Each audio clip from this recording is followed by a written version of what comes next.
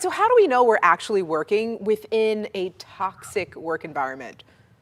Well, I think first of all, we need to look at whether or not we are contributing to toxicity. Ooh, Because once we identify what is toxic and what isn't, then we can look at, okay, am I really in a toxic environment, or am I just not happy here, or am I ready for a change? Let's look at what toxic is to identify if we're in a toxic relationship in the workplace or in a toxic workplace environment. Dr. Mel, good point. So how can we improve our workplace relationships and culture? I mean, during the Great Resignation, if you are working within a toxic environment. Yes, and so we're seeing that people are leaving in the millions, not because they're not getting compensated adequately, but because it's toxic. And so if we're contributing to a toxic environment, we might be the one that's grumbling and complaining and not thinking that we are.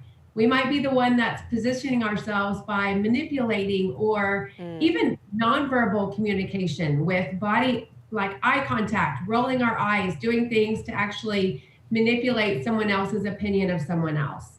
So let's look at whether or not we are toxic. And then if we're in a toxic environment, my first suggestion is to put a hula hoop around yourself. Look at yourself. How are you responding? What can you do? Don't let everybody in so that they're creating these toxic responses. Right. Dr. Mel, I feel like the answer is not to leave necessarily, is it? Yes, well, and every situation is unique, right? And so if we are literally in an abusive, really highly toxic, per your video Hmm. situation, that's a whole different discussion.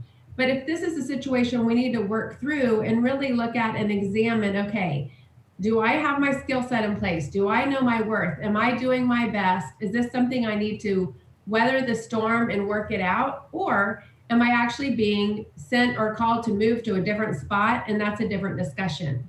Dr. Mel, does that align with embracing your worth and seeing the worth in your coworkers?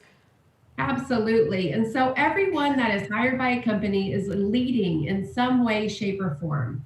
And what do leaders do? They contribute.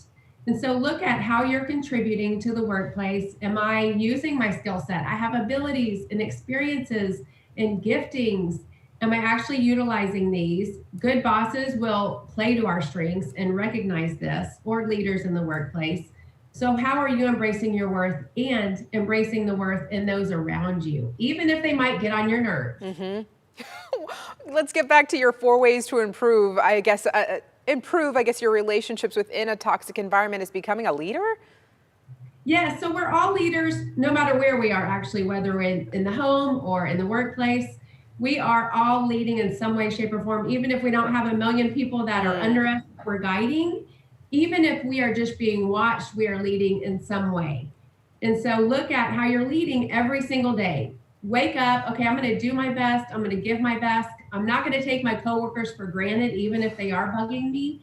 The ones that actually are toxic and bringing in the negativity, I'm going to put my hula hoop around me and I'm going to make this the best day possible before I decide to punt and run.